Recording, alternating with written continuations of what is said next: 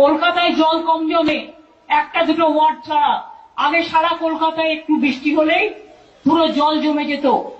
এখন 99% কভার করা হয়েছে, যেটুকু বাকি আছে 2026 ডিসেম্বরের মধ্যে টোটালটাই কমপ্লিট করে দেওয়া হবে।